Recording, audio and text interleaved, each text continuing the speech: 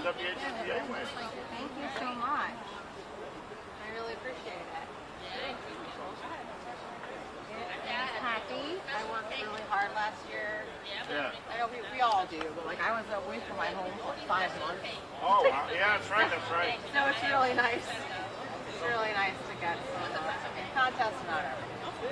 It's nice to get some validation that when I work hard, people take notice.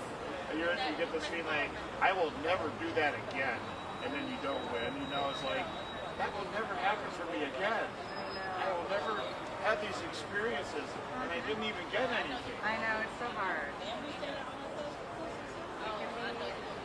so hard. All right, where is... That's awesome. Yeah, I love your images, like you're down in the water with the weight in the water, and the boat's like not. How strange. I had an underwater rig. Yeah. That had like I told you. Yeah. It was so fun. I'm like obsessed with it, and I'm like, all I want to do is photograph sailing now. It was so fun. It was so fun. Because honestly, you know, everybody does everything else. But who does sailing really well? That's what I'm saying.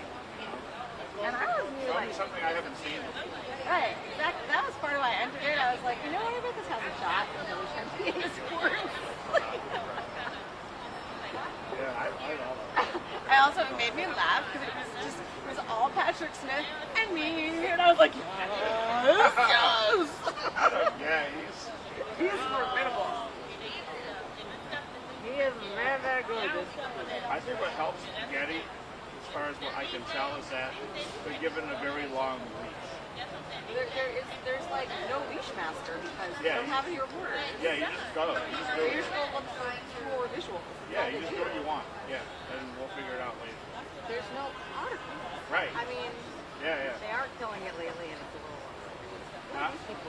Yeah, there's like a lot of protests. It's like there's another protest forming behind us. Well, no, there's supposed to be some laid off workers with us, but I'll leave my phone charging here for a second in case he calls. All right. Yeah. These guys are over there. Oh, yeah, maybe there's here to like be part of our thing. Yeah, there's a Nazi symbol there. I think they just came with the thing and put sauce here.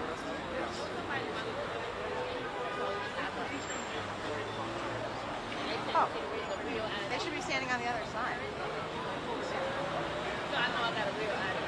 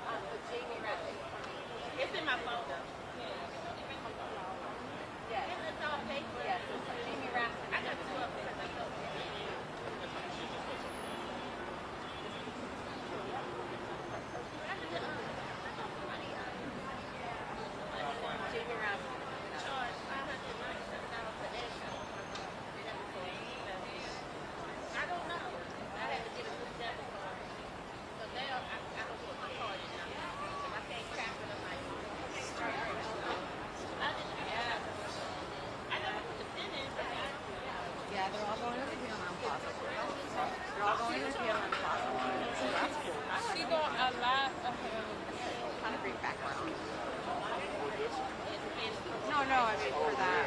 Well, maybe if they go by the White House. I don't think you can get on the street yet. It's still like, I think they finally opened it up. You know, I've never seen an inauguration break down to that. Right? It was nutty how long it was taking. I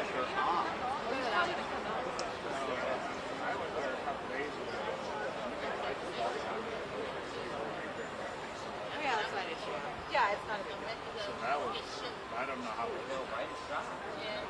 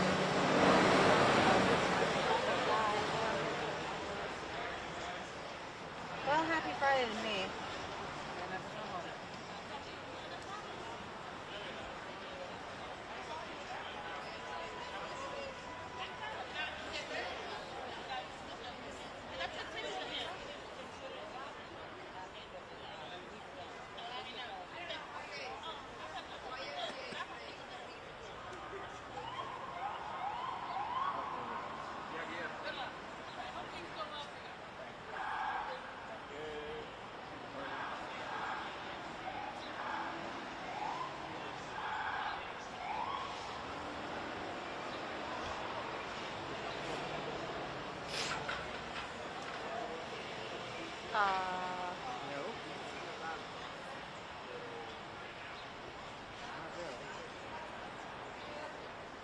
There are people walking by who were protesting a different Raskin does not know.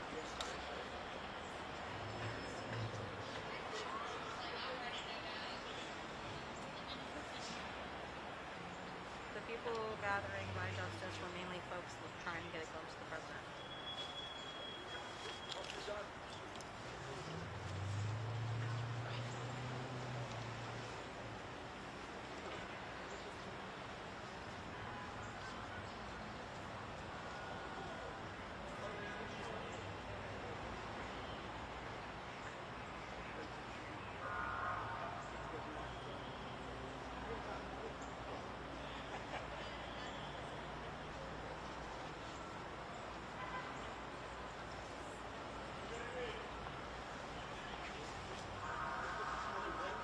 He doesn't answer something.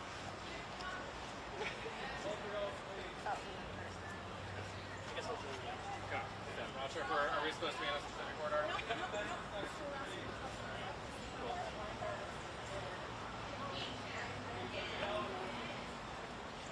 Yes, ma'am. Thank you.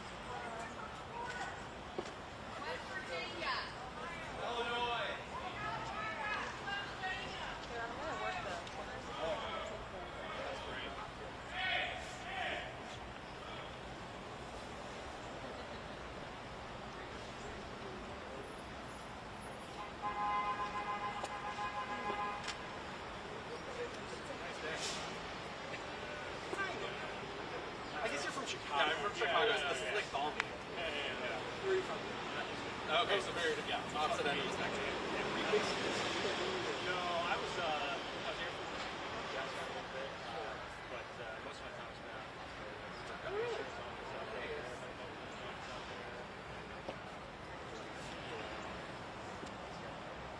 I did, let's see, my one's, Oh, yeah? yeah. Yeah. I was so. Nelly? Just let him know that we're That's like Elko, Wells, and those are, yeah, that's a little different. You get on the city. Oh, you think this is fun place to live? It is, right? There's a lot of stuff to do. Really diverse. Yeah, you know, it is so diverse. That it's just, you know, everybody else just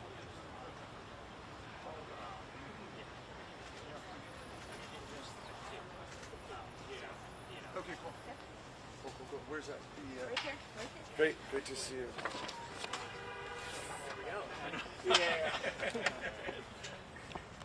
All right, well, welcome and thank you all for coming. The tirade we just witnessed is one more grim landmark in the spreading authoritarianism of this administration, and it is a brand new embarrassment to the once revered Department of Justice. It's fascinating that the president used the word BS to describe the case against him, which resulted in dozens of criminal convictions, because that was the same word that his own Attorney General, William Barr, used to describe his deranged claim that he had won the 2020 presidential election when Joe Biden beat him by more than 7 million votes, 306 to 232 in the Electoral College. That was the word that Attorney General Barr, even one of his greatest defenders, used to describe his delusional claims about how there was election fraud and election irregularities. No other president in American history has stood at the Department of Justice to proclaim an agenda of criminal prosecution and retaliation against his political foes.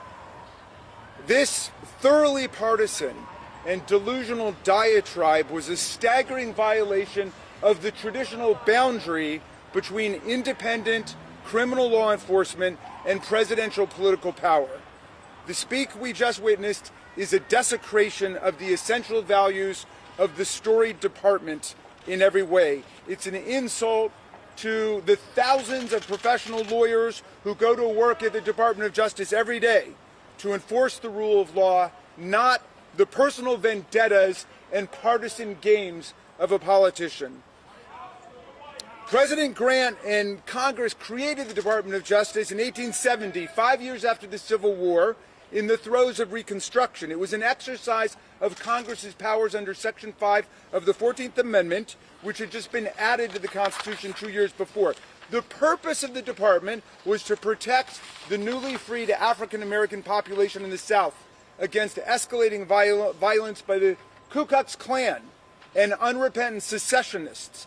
Congress wanted to protect the voting rights of the emancipated population against racial disenfranchisement schemes. Now, the Department of Justice, which first set out to defend the rule of law against white supremacy and vigilante violence, has become a department of injustice, cruelty, favoritism, and unfairness. One of Trump's first acts was to try to nullify the very first sentence of the 14th Amendment, which establishes that all persons born or naturalized in the United States and subject to the jurisdiction thereof is a citizen of the United States. And they tried to destroy that, leading to at least 4 federal courts invalidating this executive order: an Obama judge, a Biden judge, a Reagan judge, and even a Trump judge. And the Reagan judge said it was the easiest case he ever had to decide. You don't have to be a lawyer to know what's wrong with that executive order or any of the other ones. You just have to know how to read.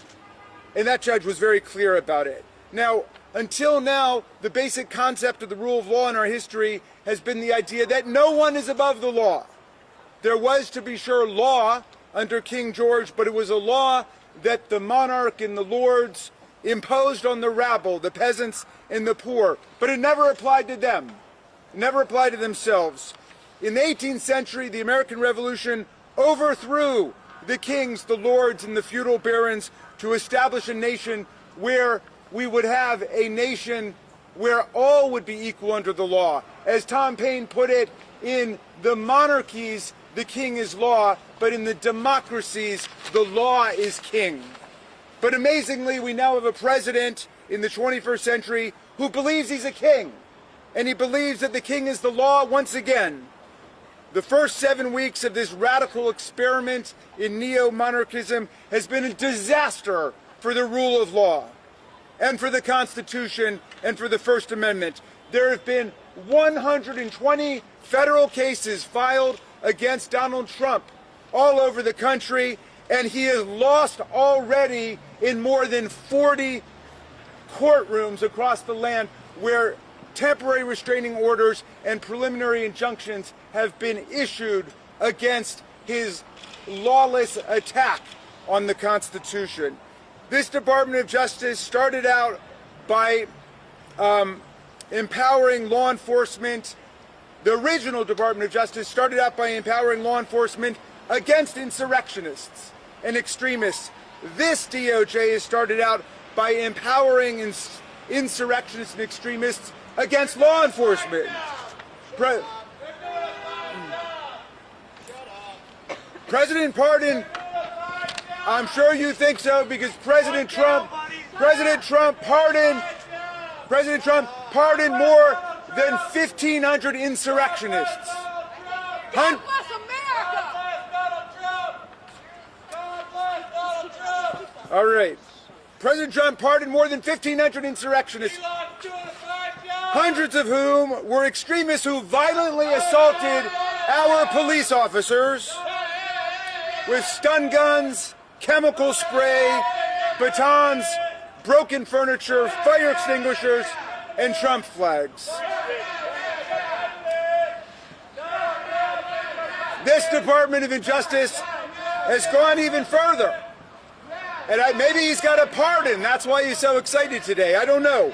But this Department of Justice has worked aggressively to get courts to dismiss unrelated criminal charges against pardoned January 6 convicts.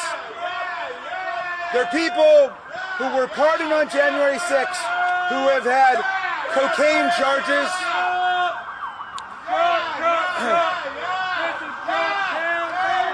Well, they're January 6 felons who've had cocaine charges, drug charges, gun charges, sawed-off shotgun charges, hand grenade charges against them dismissed by this Department of Justice. And that was never covered by the original pardon. At Trump's Department of Justice, law and order means Trump will twist the law for you if you take orders from him. And that's, of course, what they did with Mayor Adams. And maybe I'll take a break here and I'll have something to say at the end about the Adams prosecution and the other people who've been let go as they've barreled through a pro-corruption agenda at the Department of Justice. But let me say this. Donald Trump has sacked more than a dozen of DC's best career criminal prosecutors because they worked to successfully convict January 6 insurrectionists. Many of them members of extremist groups and violent street gangs. This makes no sense. They're firing the best criminal prosecutors in Washington because they did their jobs against people like him. Congratulations, buddy. That's how the Nazis got started. You go have your own rally, all right? All right. Now, I would now like to go to our originally scheduled program, if this gentleman would allow us to. I'm introducing Sean Brennan. I'm introducing Sean Brennan, who's a former assistant United States attorney, a prosecutor in the U.S. Attorney's Office in the Capitol Siege section, who was fired by that man's hero, Donald Trump, because he prosecuted January 6th insurrections. Please welcome Sean Brennan. We'll take questions after, and I'll call on people. You go interview that guy, all right? I want to hear from Sean. Yes.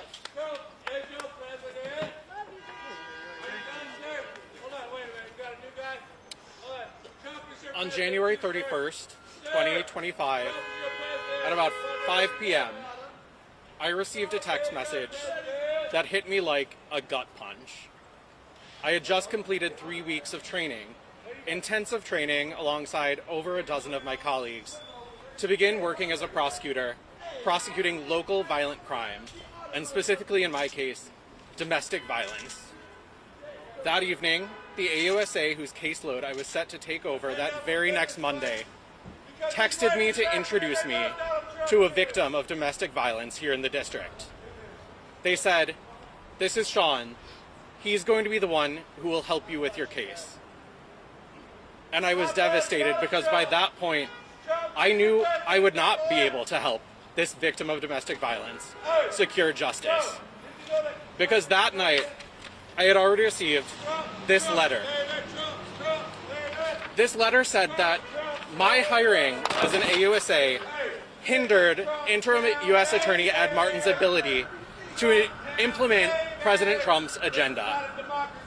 Setting aside the fact that it is squarely not the role of the Department of Justice to implement any president's agenda, it's hard to imagine what agenda would be hindered by prosecuting violent offenders of domestic violence here in the district.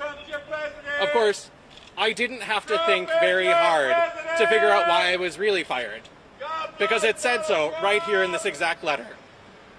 Echoing language from the president's executive order pardoning the defendants from the January 6 cases, I was told that I was fired for perpetrating a grave national injustice by seeking accountability for those who, through political violence, sought to interrupt our peaceful transfer of power. Now, it goes without saying that anyone who has watched any video from January 6th, anyone who has listened to any of the testimony of the heroic officers who fought to protect the Capitol that day, knows that no grave national injustice was perpetrated by trying to hold those people accountable. Still, with the almost immediate focus on retribution and firings, it became clear that President Trump's language from that executive order, seeking a process of national reconciliation, was nothing but empty rhetoric. However, I still had faith because, as a prosecutor, it is a guiding principle for me that no one is defined even criminal defendants, by their worst day. I had hope that many of the defendants in my cases, who I had seen articulate what appeared to be genuine expressions of remorse, I had hoped that they would take this new opportunity to start afresh. However, that's unfortunately not what we've seen. In the weeks since the pardons were enacted, I have heard of defendants in my cases who seemed genuinely willing to take accountability for their actions at sentencing, suddenly turn around and send harassing emails to FBI agents who investigated their cases, to seek out prosecutors on social media to taunt them. They have been emboldened. They have been told by their commander-in-chief that not only what they did was right, but they are the victims. Let that sink in. They are being told that they are the victims, not the officers who told me on many occasions they did not know if they would be able to return home to their families that night on January 6th. Now, I became a lawyer because I believe in the rule of law. But when we have people at the highest levels of government, both in the presidency and in the Department of Justice, telling violent rioters that political violence is okay as long as it's in support of the right person, that is incompatible with the rule of law and incompatible with the very virtues that the Justice Department is supposed to espouse. As Attorney General Bondi has said, the Department of Justice is the one department named after a virtue, the virtue of justice. As a prosecutor, my goal was never to win a case. My goal was to act in pursuit of justice and to stand in court representing the United States, not any individual president. It's a dark day for our country when it appears we have leaders in the Department of Justice who refer to themselves as the president's personal lawyers instead of what they really are, lawyers who swear an oath to the Constitution to defend all Americans. Thank you. Thank you very much. Thank you, Sean Brennan. I'd like to now introduce Brandon Yero, the former Assistant Chief Immigration Judge for the Executive Office for Immigration Review, United States Air Force veteran from Texas. Please welcome Mr. Yero. Thank you all very much. Mr. Raskin, thank you for having us here and giving us this platform to share our stories, our experiences that we've had over the last few weeks. I stand here just as a citizen and a staunch supporter of the republic that this gentleman has been shouting about for the last few minutes. I have served as a public servant for over 20 years in various roles in various agencies, and I think it is very convenient and poetic that I'm giving this statement here about 3 blocks from where my dedication to public service started. I was on a fall semester of my 3rd year in law school, and I was working at the Department of Justice in the Environmental Crime Section, and that fall happened to be the fall of 2001. So my office was 3 blocks, again, right down the street, during September 11th of 2001. We had to experience that as staff members with the Department of Justice.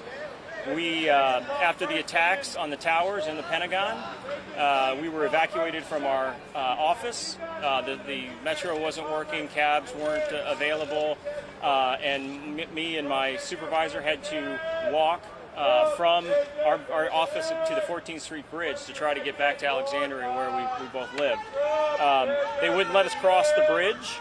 There was police officers there that wouldn't let us walk on foot across the bridge, and so people were literally driving up and picking up people to various towns in Alexandria and Annandale and things like that.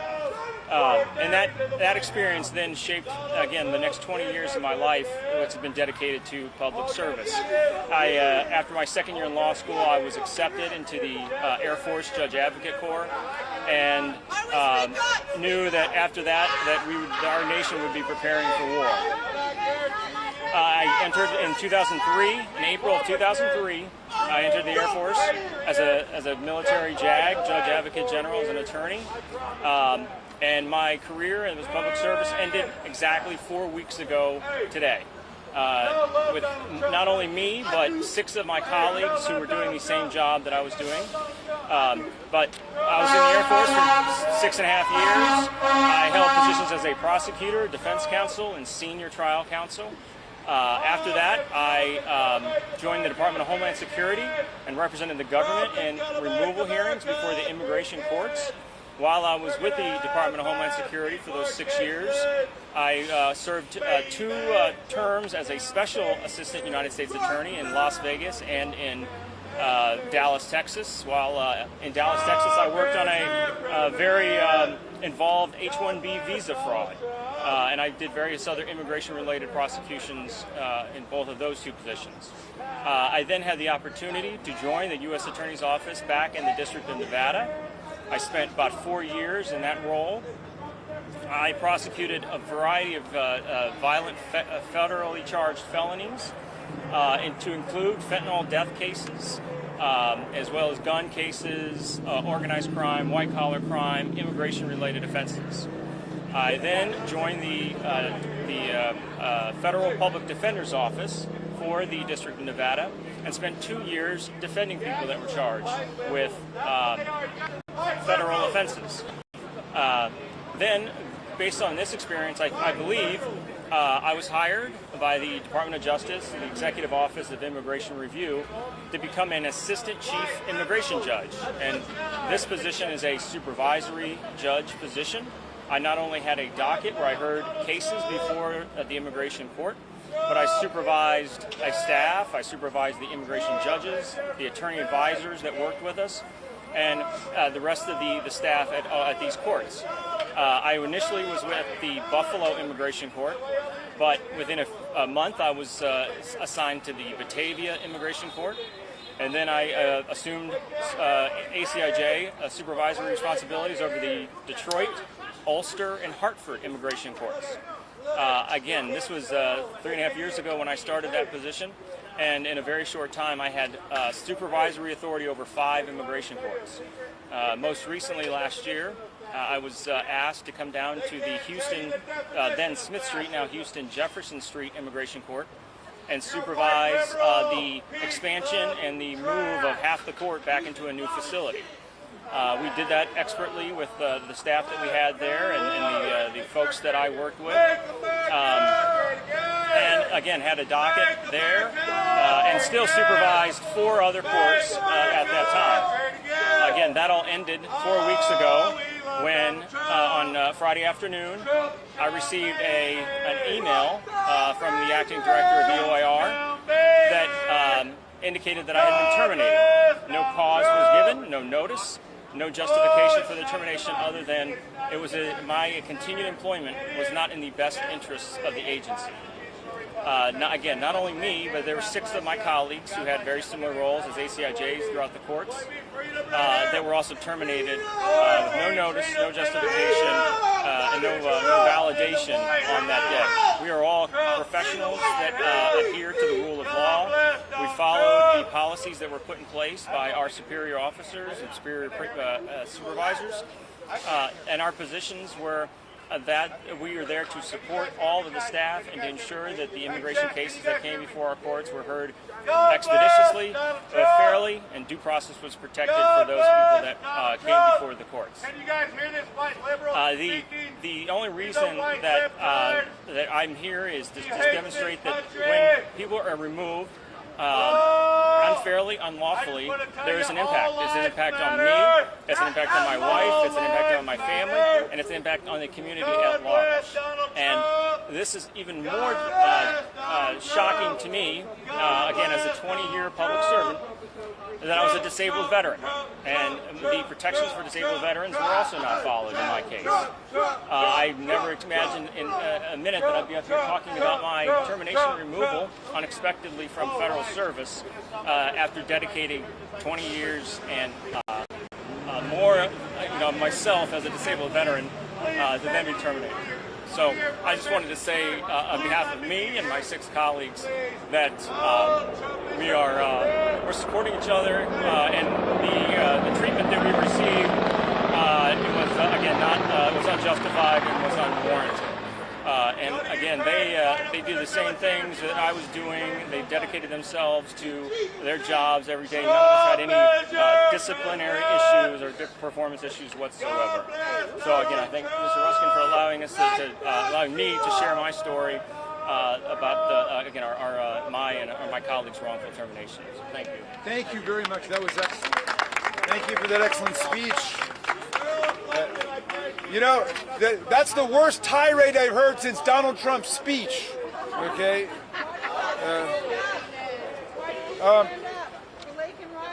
I'm liking. I'm calling up now Brendan Ballou, the former Assistant U.S. Attorney for the U.S. Attorney's Office for D.C., the Capitol Siege Section, and former Special Counsel for Private Equity in the Department of Justice's Antitrust Division, a real DOJ lawyer, Brendan Ballou.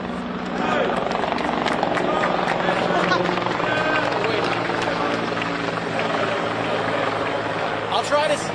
I speak kind of quietly, but I'll try to speak up for all of you. My name is Brendan Ballou. I, like Sean, was a former prosecutor in the Capitol Siege Section, prosecuting January 6 rioters. As all of you know, January 6 was an attack on our democracy, but it was also an attack on specific officers, the officers that were trying to defend the Capitol and the people in it that day. Now, 140 officers. 140 officers were assaulted that day. And in working to prosecute those cases, I talked to officers that had been assaulted, that had been attacked with flagpoles, wrenches, pipes, dragged into the crowd, and threatened to be killed. These rioters did all of these things, but they did more than that. Many of these rioters were violent before the attack on the Capitol. For instance, one rioter stabbed a 19-year-old to death in a public park. Another rioter, when he was in the military, shot an unarmed, handcuffed civilian in the head. These are two of the rioters that were pardoned by Donald Trump on January 20th. They are free now, and almost all of them can buy guns. Now, I think what's important to understand is that because of these mass pardons, America is facing a future of vigilante and militia violence in a way that it hasn't for generations. You know, this is something that happens in illiberal countries like Iran, Argentina, Colombia, and so forth at various times in their history, but it's something that we haven't had to deal with since the Ku Klux Klan. But that time is coming to an end, and that violence, unfortunately, is in our future. Now, this administration has been perfectly happy to talk about the pardons that they've issued, but they've been less willing to talk about some of the things that are happening in this building right now. Things like the fact that they have disbanded the public integrity section that prosecutes corrupt politicians, that they've ended prosecutions under the Foreign Corrupt Practices Act, which prohibits foreign bribery, that they are dismantling the criminal section of the Antitrust Division that goes after price-fixing conspiracies, like price fixings in the egg industry, for instance. This administration hasn't been willing to talk about those things because if they were made public, they would be enormously unpopular. And so I want to say thank you all for coming out, given the weather, given the commotion, because I want to say what you're doing is really important. The more attention that is paid to the fact that the infrastructure for going after rich criminals is being dismantled, the more attention that we can pay to that basic fact, the less popular it will be, and the less likely it will be that it happens. So thank you to the journalists that are covering these stories. Thank you to the activists that are working on these. Thank you to the citizens that are following this and that are paying attention. Thank you. Thank you, Brendan. All right, let's see who really has respect for law enforcement, because I'm about to bring up a great police officer who defended the democracy, who defended the Congress, who defended the Capitol on January 6th. Ladies and gentlemen, please welcome Officer Harry Dunn.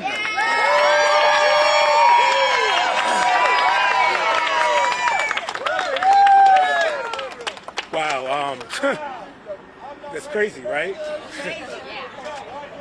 However, this is exactly the type of person that was at the Capitol on January 6th. That individual doing all the screaming. Donald Trump would call him a useful idiot. That guy's a useful idiot. And that's why Donald Trump pardoned all the people on January 6th. That's why he pardoned them, to have them on standby. That guy, yeah, he's a useful idiot. He's saying God bless Donald Trump. When is the last time he's been to church? Is this how God acts? Is this how God acts? Is God okay with what happened on January 6th? He's doing all that talking. Listen, it's a slap in the face, an insult. And listen, it's been 4 years. And I wish that I didn't have to be out here talking about January 6th still. Why? Because Donald Trump has not let it go. Not only did he not let it go, he put on retainer a mob to do it again. What happened on January 6th, he pardoned everybody and let them know that it's okay. Now listen, I don't know what accountability looks like. I don't know what this fight is going to continue to look like, but we have to keep on showing up. We have to keep standing up. I'm so grateful to be standing with these fine gentlemen right here who refused, even after they were fired, wrongfully in many cases. Some resigned. You can't quit. You can't quit. That's my message right now. I don't know if it's going to be okay, but what's going to happen? Well, how do we? Sorry, I'm getting all flustered with this guy because I just want to get all. I just want to go like. What we have to do is make sure we keep showing up. We only win by fighting and keep. He wants us to stop right now, and if we go away right now, he wins. Absolutely not. He's a useful idiot, and that's why Donald Trump loves people like him. Thank you.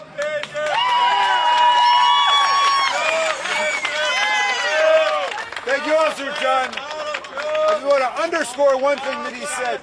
The new U.S. attorney that they appointed in Washington, D.C.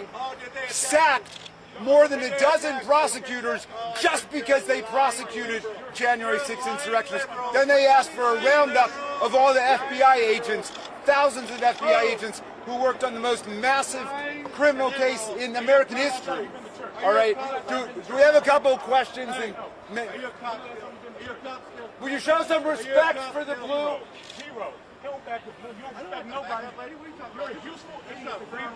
Are there any questions? Or maybe we should just do it randomly and people can...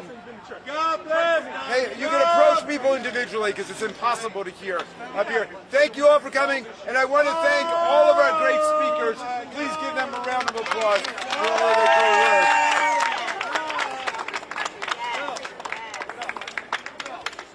Yeah. Okay. Yes? Well, you're a disgrace to your entire family, okay? God bless Donald Trump! God bless Donald Trump! One by one questions, if anybody wants to approach God bless Donald Trump! God bless Donald Trump! Trump is your president! Trump is your president! Trump is your president! Trump is your president! Trump is your president! Trump is your president! Trump is your president! Trump is your president! Where are you from? Trump is your president! I'm a member of the Capitol section, but at the time of the fire, 3 weeks of training and was about to take over a case of domestic violence. Sean,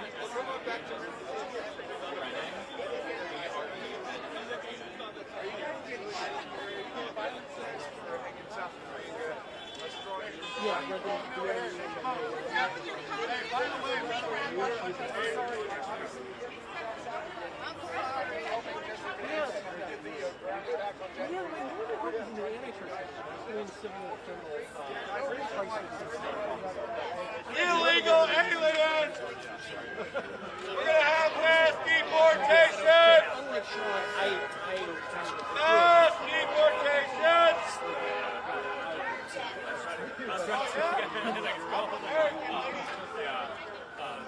I was born in this country.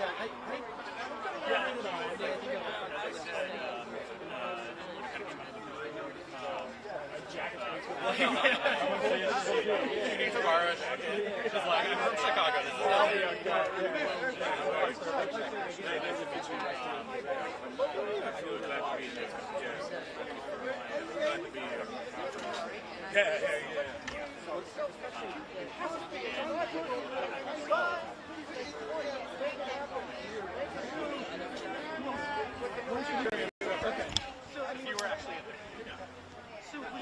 in the can hat with the patch on it is a federal agent.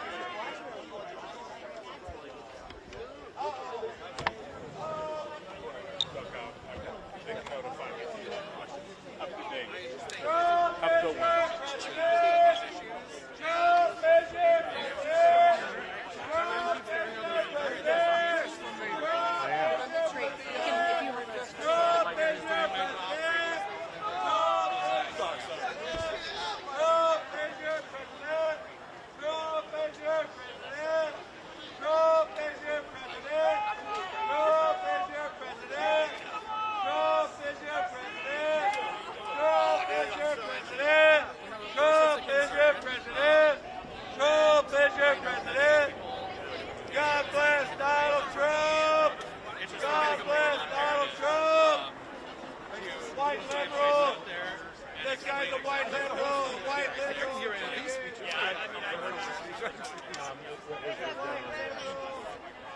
Well, I mean, it was a rambling partisan diatribe and a disgrace to the Department of Justice that took place.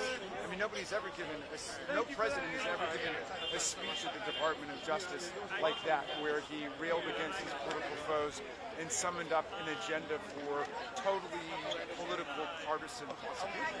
So I think that it was a major rupture in the history of the Department of Justice. I mean, it was filled, of course, with lies and fantasies. I mean, he talked about how he had the greatest popular vote victory ever. In fact, of people who've won since 1968, he had the second lowest. And of course, he doesn't concede the 2020 election where Biden beat him by 7 million votes. He won by 2.1 million votes. USAID, did they get exposed? Did they get exposed, sir?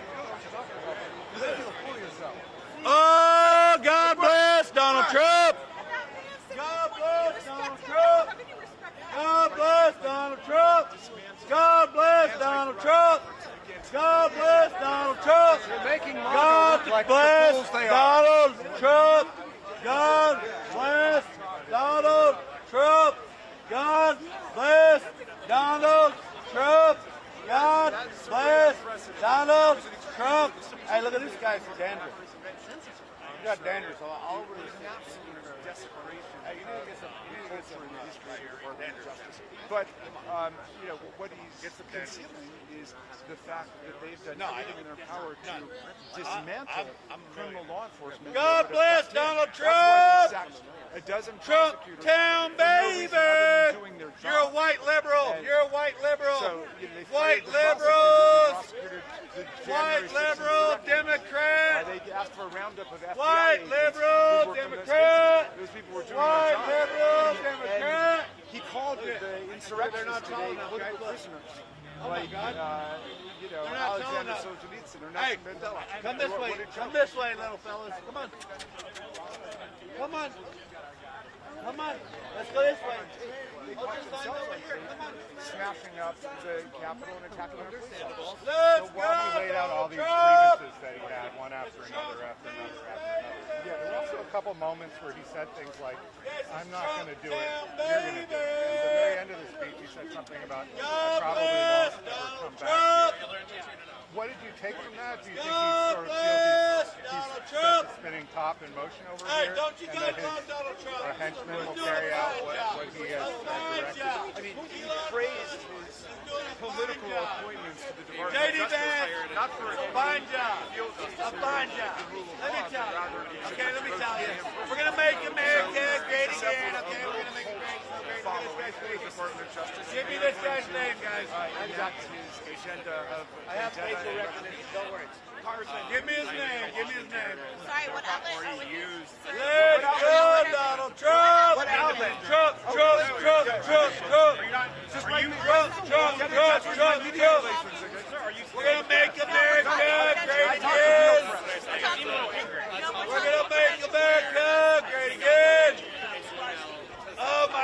stop the fascists! Stop the fascists! How are you?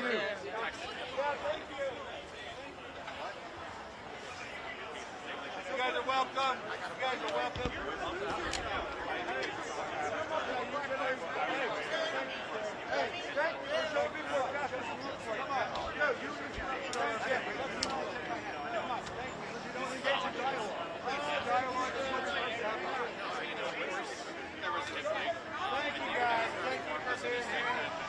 I'll give you an interview anytime you'd like. Okay, thank you. Thank you very much for being here, ladies and gentlemen. Let me tell you, what we have here is we got a bunch of white liberals, and that's what it is.